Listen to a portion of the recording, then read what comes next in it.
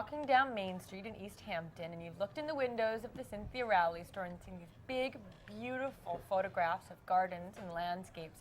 They are the work of Miles Ladin, and they are part of a book that he has put together called Various Field, A Salute to James Schuyler.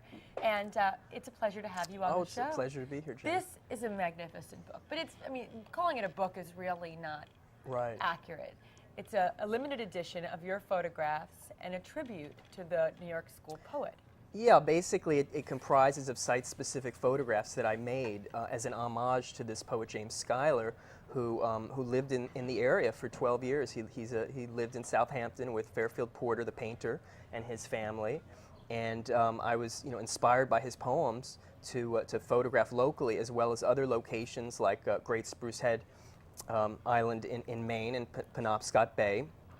Why don't we explain who James Schuyler is for those who don't know? Sure. Part of the New York School of Poets. Sure, yeah. He's not as well known as John Ashbery, who's one of our most esteemed poets, but he was sort of part of that loosely formed school of the New York School. Frank O'Hara. Exactly, exactly. So they sort of came of age in the 50s in New York City, even though Ashbery went to Paris and did his thing there. And Schuyler spent a lot of time in New York City, but he also was out here with the Porter family. He lived with them for 12 years. For 12 years. That's a nice family to let them live with him. Yeah, they were very fond of him, and Schuyler unfortunately had some sort of emotional ups and downs. So that sort of was the precedent for him coming to Southampton. Are you a big fan of poetry? I am, and particularly that school, that school, the New York School of Poets, and they were very much affiliated with painters of the time, like Alex Katz and Joan Mitchell and Larry Rivers, who also lived in the area. So I'm very sort of inspired and taken with that whole group of poets and their painter friends. A lot of the poems that that group wrote centered around New York City and life in New York City. Right. But James Schuyler actually wrote poems dedicated to landscape and gardens and pastoral scenes, and those are the poems where you take off from. Those are the poems that this particular volume sort of is inspired by. He did write quite a few quite a few books of poems that were deal with more urban matters and matters of the heart, but sort of throughout his career, he sort of writes about the natural world and integrates his emotional life within that.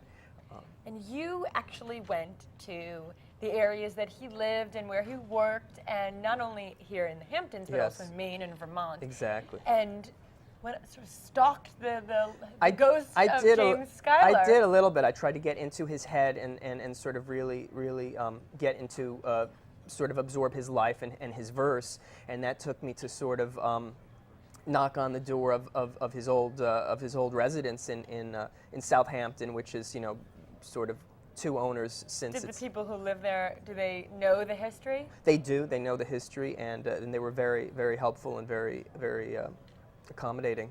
And this is not the first time you've done something like this. A few years ago, you did a book in the same way, I say book, loosely dedicated to Frank O'Hara, who is also part of the New York School of Poets. Yes, this is my second artist book. They're sort of the term for it, and they're both unbound. So even though it's a book, they're suitable. The images are suitable for framing and meant as art objects. They're in and of gorgeous. themselves. I'll just show people what they look like, because inside it opens up like a little box. And then inside each of the pieces of paper are these beautiful thick photos. That's actually the home where Schuyler lived with Fairfield Porter in Southampton. And then there's also, on top of that, 5 different poems that you've chosen and picked out. Right, yes. They're divided into sections, and each section is location-based and is opened with a poem from that location, Southampton. Southampton. That's Southampton. That was one of the poems that he wrote while here in the 60s. Now, how'd you hook up with Cynthia Rowley? Well, I've known Cynthia for quite some time. Some of the photography that I do is a lot of nightlife and New York parties and the fashion scene. So I've known Cynthia. That's your day job. That's sort of part of what I do also, and I enjoy it, and I've exhibited those images as well. I shoot for Fairchild, for Women's Wear Daily and W. as well as sort of integrating that. And I've known Cynthia, for quite some time, probably a decade, and she was very supportive of both my projects. And she's an art lover as well, and supports the visual arts. And she invited me to produce a display in her East Hampton store, which I thought was quite appropriate, being that the Hamptons is so integral to this project.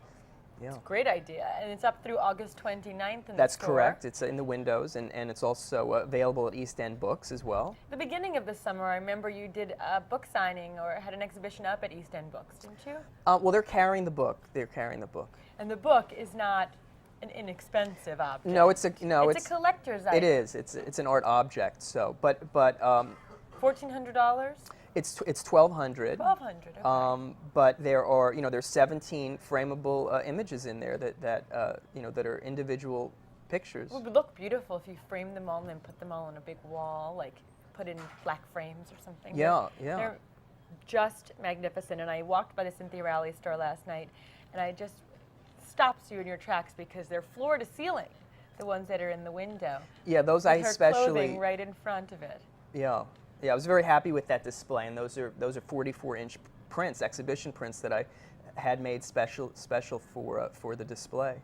Well, thank you so much for being here. Thank you, Jenny. This was a pleasure, and let's remind people again the information. That Various Field, a salute to James Schuyler. It is by Miles Ladin, and it's available at East End Books now. And it's also, if you just want to check out the images, you can run by the Cynthia Rowley store, which is on Main Street in East Hampton, and see the beautiful works that are the product of Miles Ladin and James Schuyler, inspired by James Schuyler. Thank you so much for being here. We will be right back, so stay with the morning, noon, and night show. And coming up next is Mansoor, who is supposed to be Mansoor Barami. Excuse me, I can't read Graham's handwriting. And he'll be up next with Stephen. He's playing in the LTU Champions Trophy at Sport Time in Amagansett. Today is day 2. I hear day 1 was fantastic. Go out and check that out, and stay with the morning, noon, and night show.